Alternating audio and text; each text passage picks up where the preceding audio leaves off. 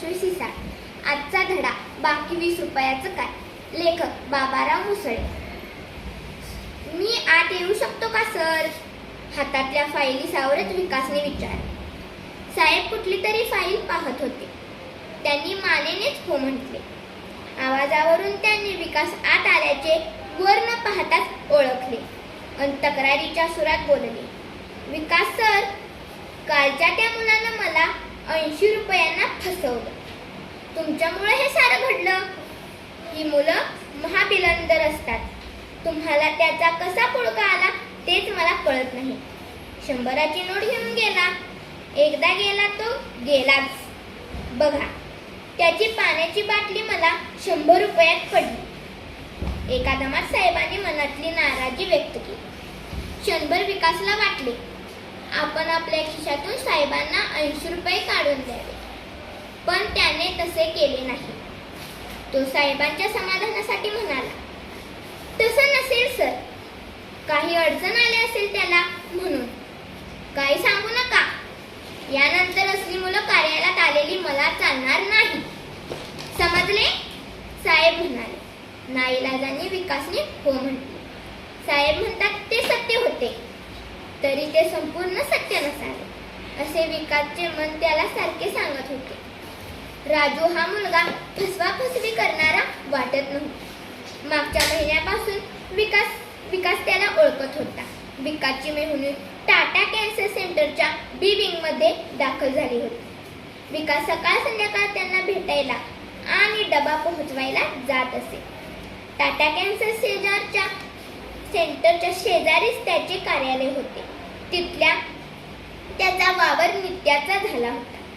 एक दिवस एका मुलाने त्याचे लक्ष वेधून घेतले. फार तर 10-11 वर्षाचा मुलगा असावा. त्याच्या गळ्यात एक पाटी अडकवलेली होती. त्यावर त्याने उरलेले अन्न देण्याचे आवाहन केले होते. त्याच्या हातात एक पिशवी होती. ती पाहून त्यात काही अन्न असावे असे वाटत होते. त्याला पाहून विकासची उत्सुकता फारच वाढली.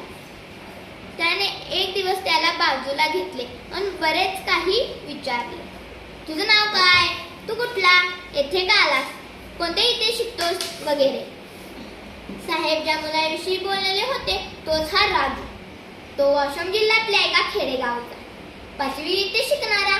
त्याची आई पोटाच्या कर्करोगाने आजारी असल्याने 1 महिन्यापासून टाटा कॅन्सर सेंटरच्या बी विंग मध्ये भरती झालेली होती. तो आणि त्याची आई याशिवाय घरी तिसरे कोणी नव्हते. एका झोपडीवजा घराशिवाय त्यांच्याकडे काही नव्हते. दवाखान्यात आईजवळ सतत बसून राहण्याचा त्याला कंटाळा येईल. आईला विचारून तो इकडे तिकडे फिरे.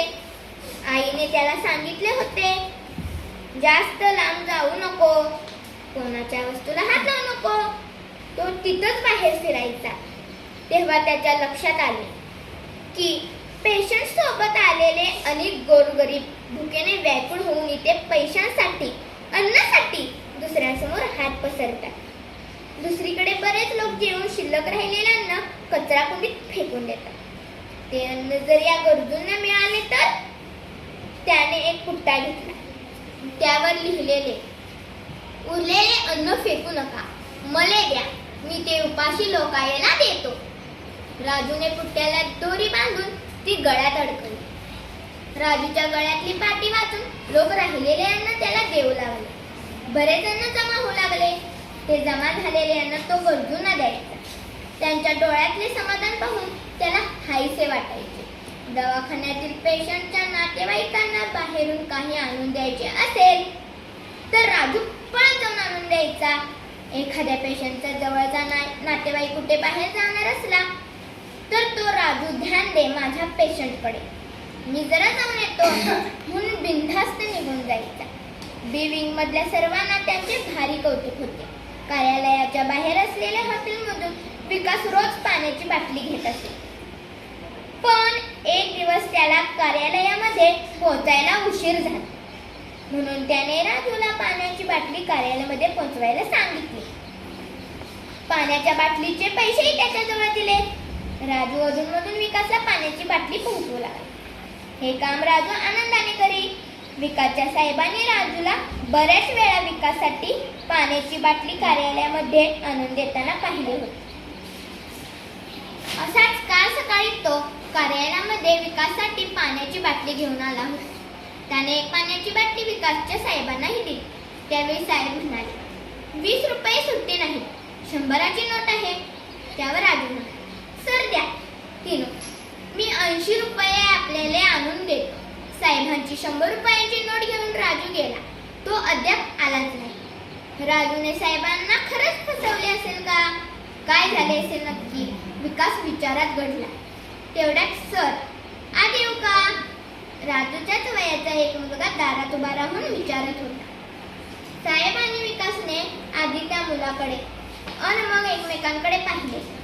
मग साहेब म्हणाले, बोल, काय काम आहे? ती नोट साहेबांसमोर धरत इरफान म्हणाला, सर, ही नोट राजूने तुम्हाला द्यायला सांगितली आहे. विकास आणि साहेब दोघेही चकित झाले. राजू कुठे आहे? विकासने विचारले. सर, तो कालच गावाला गेला. साहेब म्हणाले. का? त्याच्या आईची दवाखान्यातून सुट्टी झाली. गावी जाण्याआधी त्याने ही नोट मला तुम्हाला द्यायला सांगितली होती. असे म्हणत इरफान आला तसा बाहेर पडला. विकास आणि साहेब दोघेही थोडा वेळ स्तब्ध झाले. मग साहेब म्हणाले, विकास, मला माफ करा.